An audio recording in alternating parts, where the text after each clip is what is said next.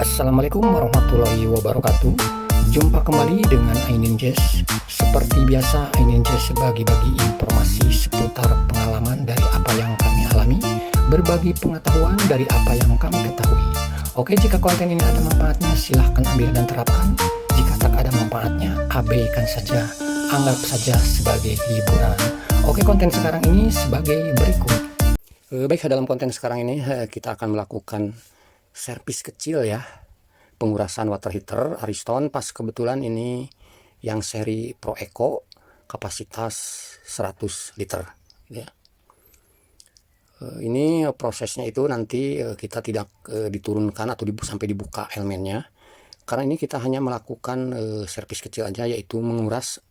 Siapa tahu ada endapan di dasar dari unit water heater tersebut gitu ya, untuk menghilangkan endapan supaya jangan sampai mengeras atau menjadi dampaknya berkarat ke logam-logam yang ada di sekitar tabung tersebut, terutama bagian dasar di unit tabung tersebut gitu ya.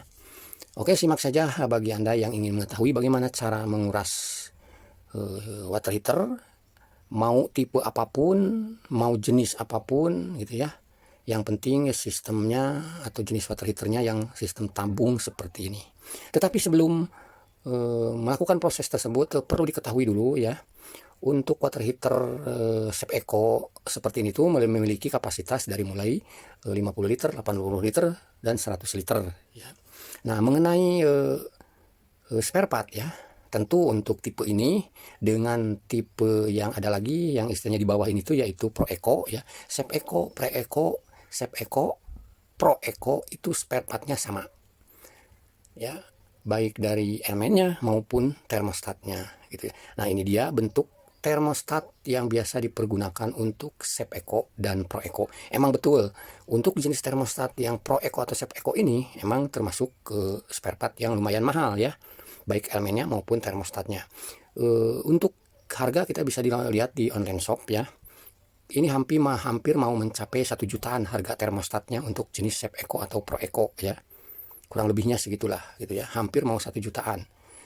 900 berapa, bahkan ada yang 750, nggak tahu itu ready atau tidak gitu ya.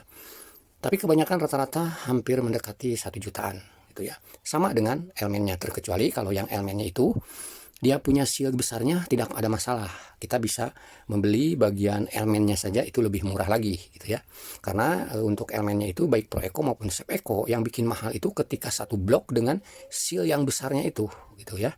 Piringan seal yang besar. Kalau hanya elemennya saja masih kebilang murah lah, standar dengan elemen-elemen water heater pada umumnya gitu ya. Untuk kapasitas 50, 80 hingga 100 liter gitu ya. Yang menyebabkan lumayan mahal itu untuk Sep Eco dan Pre Eco itu adalah di bagian termostatnya. Kalau elemennya ketika satu blok dengan seal yang besarnya itu, baru itu mahal. Oke, itu hanya info tambahan aja ya. Sekarang ya kita mulai untuk melakukan servis rutinitas atau servis kecil pengurasan water heater. Oke, silahkan simak saja tahap-tahapnya ya. Bagi yang belum mengetahui, ini untuk servis kecil itu tidak perlu diturunkan ya. Pertama, kita wajib mencabut dulu arus listriknya. LCB ini dari copan arus listriknya kita cabut aja. Kita off-kan dulu. Setelah itu air yang masuk kita tutup. Nah, disinilah fungsinya ada stop keran yang dekatan dengan water heater. Jadi tidak mengganggu ke air yang lain. Kita tutup dulu air yang masuk ke water heater ya. Oke. Setelah ditutup, mungkin kalau seumpamanya tidak memiliki stop keran di area water heater, ya mau tidak mau dimatikan dulu semuanya gitu ya. Nah, di sini mungkin Anda bertanya, kok di bagian outletnya kok dipasangkan safety valve gitu ya. Ini safety valve ini tidak berfungsi ya, maksudnya dia punya klepnya tidak berfungsi ya, kecuali yang air masuknya. Klep di sini tuh blong loss saya ambil karena tadinya karena fleksibel ini tidak sampai kalau tanpa ada safety valve bekas ini ya. Jadi kami tambahkan karena fleksibelnya kependekan gitu. Jadi itu hanya variasi aja supaya sambungan ini nyampe ke unit water heater gitu ya. Oke, sekarang bukain aja semua ya. Bukain fleksibelnya ya, sambil pengecekan. Siapa tahu kalau emang udah unit water heater dan fleksibelnya tersebut udah digunakan lama, bisa diketahui dari saat pembukaan ini apakah layak untuk diremajakan lagi, ganti baru itu, daripada nanti istilahnya setelah dicuci servis, setelah diservis ringan seperti ini beberapa hari fleksibelnya jebol. Nah, jangan sampai seperti itu ya. Kalau kira-kira meragukan untuk mempergunakan fleksibel lama lagi, ya lebih baik ganti saja, apalagi kalau punya customer gitu ya. Kita ajukan saja untuk ganti fleksibel kalau seumpamanya sudah tidak memungkinkan gitu ya. Oke. Fleksibel sudah kita pasangkan, kita lepas satu persatu ya, karena ini saya mau nantinya dipergunakan untuk nyambung ke yang satunya lagi supaya panjang ya. Ini juga kita lepas juga fleksibel yang ini, air masuk. Nah, Anda perhatikan ya, seharusnya air dari tabung itu yang melalui safety valve atau torsion clamp ini tidak boleh berbalik. Kalau berbalik seperti ini torsion clamp ini bermasalah nih, safety valve ini torsion clamp ini bermasalah. Seharusnya terdiam, nutup ya.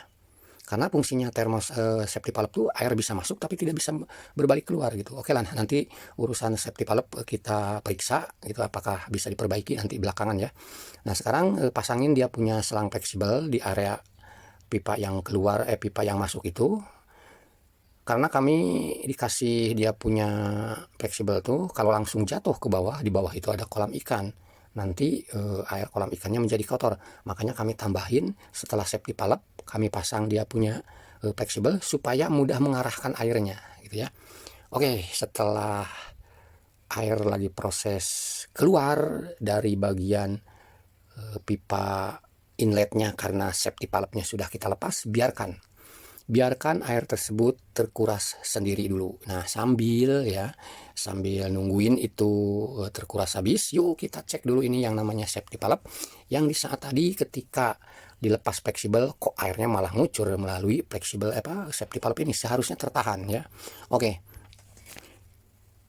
kita bisa membongkar bagian dalam safety valve sambil menunggu ya. Kita sambil menunggu ini pengurasan kan masih berlanjut ya. Sambil menunggu pengurasan tersebut, kita buka dulu ini yang namanya safety valve atau torsion clamp, mempergunakan obeng tang lancip ya, supaya bagian dalamnya nih bisa diulir, kita bisa buka seperti ini. Maka part di bagian safety valve atau torsion clamp ini bisa keambil semua. Ada per, ya tentu ada clampnya gitu ya.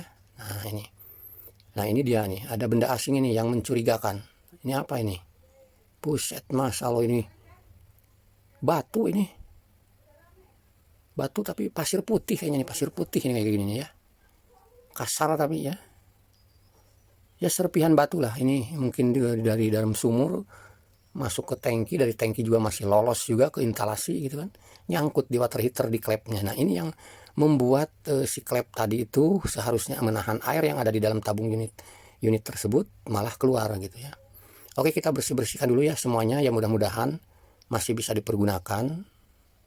Kalau kami lihat dari bekas sealnya ini ya, dia punya klepnya tidak ada bekas batu tadi gitu ya. Coba aja lah setelah kita bersihkan ini, kita rakit lagi ya. Nah, di sininya masih mulus ya sealnya tuh, karetnya ya, klepnya. Walaupun tadi ngeganjel di area sini tapi tidak membekas ke karet tersebut ya. Kalau seandainya ada membekas di situ tuh, walaupun udah dalam keadaan bersih karena ada bekasnya gitu ya, bekas yang ganjelan itu pasti tetap bocor gitu ya. Oke, kita rakit kembalikan lagi ini part dalam safety valve atau torsion clamp ini ya. Emang sih yang namanya safety valve ini ada dua fungsi ya, sebagai torsion clamp dan pengaman tekanan air gitu ya. Ya namanya juga safety valve ya. Oke, nah kalau sudah dirakit kembali kita bisa meniupnya. Meniup dari arah drat dalam. Dari situ kalau kuat tidak ada hembusan tembus, itu berarti masih bagus. Bisa juga dengan cara seperti ini. Ya kita isi air ya. Tuh. Ntar dulu ini ada gelembungnya ya. Kita hilangin gelembungnya dulu. Kalau perlu kita celupin aja ngisinya. Nah, seperti ini juga kalau seumpamanya karetnya kurang bagus, itu tidak klop, itu biasanya kan netes gitu ya.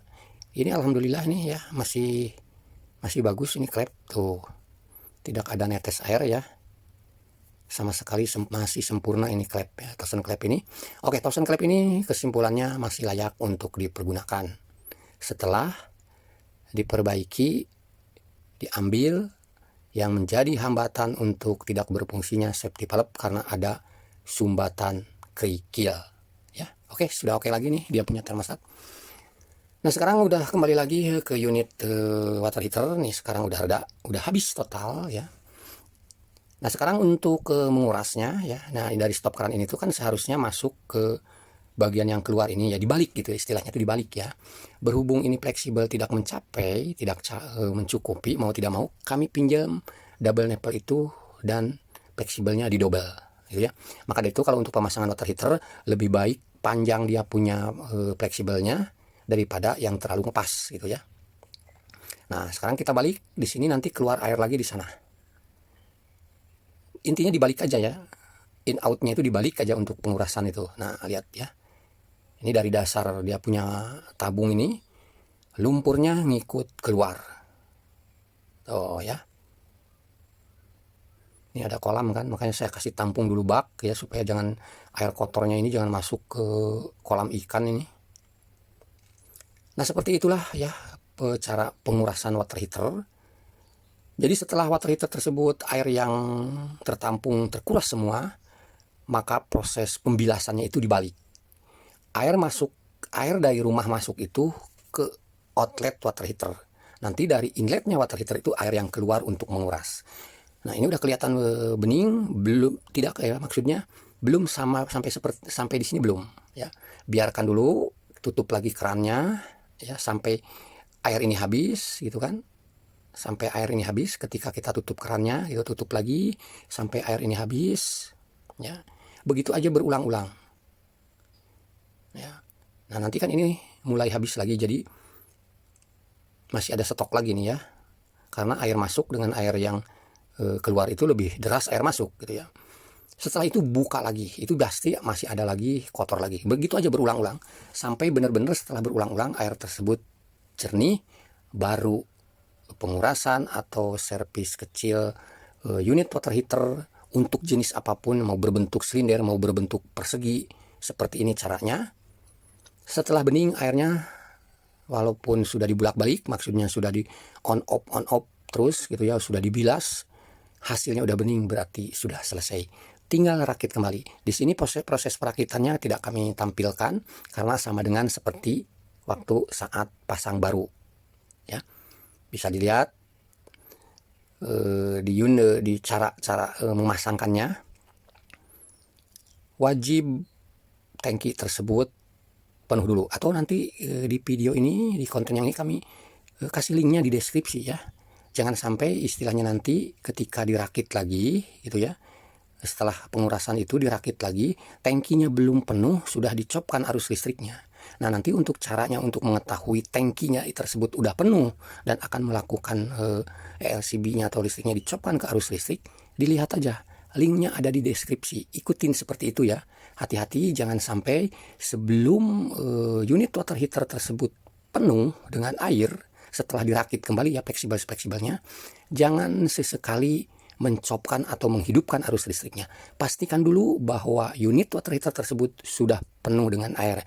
Untuk mengetahui bagaimana seperti apa water heater tersebut udah penuh dengan air setelah dirakit fleksibelnya tersebut, lihat link ada di deskripsi. Oke, itu saja ya. Dan ini juga kami akan melakukan lagi satu unit lagi karena di rumah ini ada 2 unit water heater model Sep Eco. Yang satu tadi, yang pertama itu kapasitas 100 liter dan ini yang 80 liter gitu ya. Oke, sampai di sini aja. Semoga sedikitnya ada manfaat. Baik, itu saja yang bisa kami sampaikan. Semoga sedikitnya ada manfaat. Terima kasih bagi Anda yang sudah mensupport channel kami. Semoga Anda, kita semua selalu diberikan kesehatan, dimudahkan berbagai macam urusan. Amin, amin ya robbal alamin. Terima kasih. Assalamualaikum warahmatullahi wabarakatuh.